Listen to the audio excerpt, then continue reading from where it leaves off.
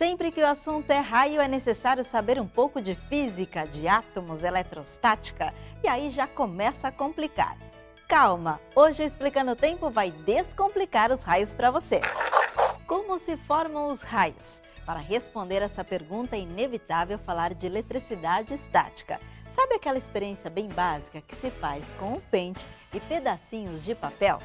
Esfregue o pente de plástico no cabelo e depois o aproxime de pedacinhos de papel. Eles logo ficam grudados no pente. Não é mágica, é um exemplo simples do princípio da eletrostática. Qualquer substância natural e os objetos são formados por átomos. Vamos lembrar que o átomo é neutro, ou seja, dentro dele temos carga positiva, que são os prótons, e carga negativa, que são os elétrons.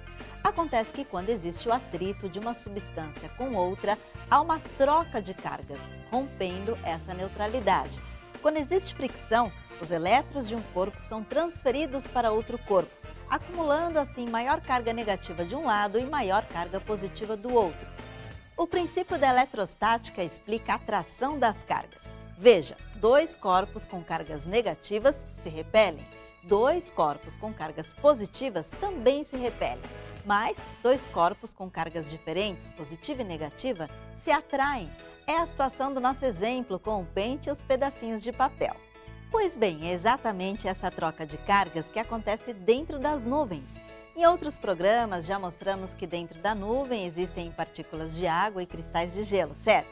Dentro da nuvem, essas partículas se atritam umas com as outras e existe a troca de cargas. Uma grande quantidade de elétrons se concentra na parte de baixo da nuvem e outra quantidade de prótons se concentra na parte de cima. A nuvem fica então polarizada. É igualzinho uma pilha, sinal positivo em cima e sinal negativo embaixo. E o raio no meio de tudo isso?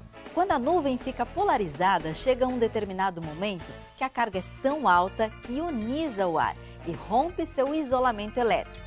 Mas o que significa isso? O ar funciona naturalmente como um isolante elétrico e impede que a eletricidade escape. Mas se as cargas forem muito fortes, o ar deixa de ser isolante e passa a ser um condutor, tornando possível a formação de uma enorme corrente elétrica.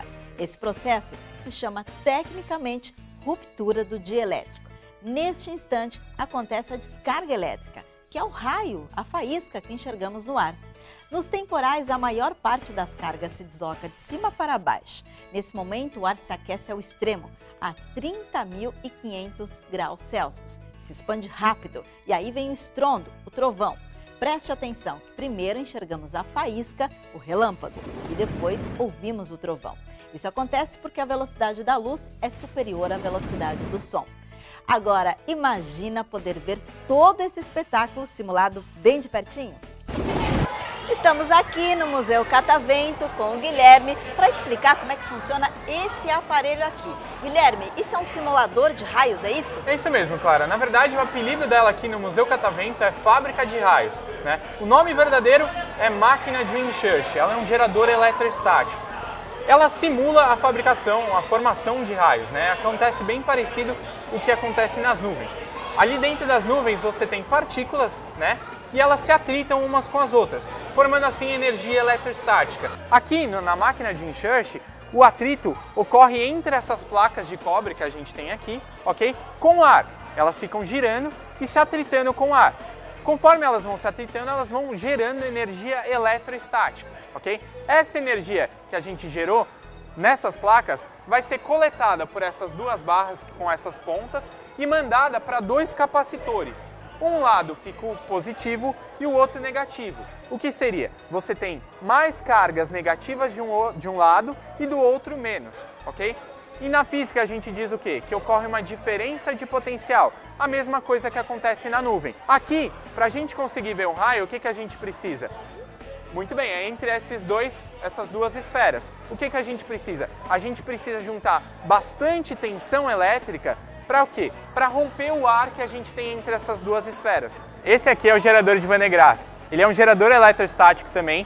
Funciona com o mesmo princípio que a máquina de Windchurch. Ela forma energia eletrostática por atrito, ok? Que a gente está conseguindo ver o quê?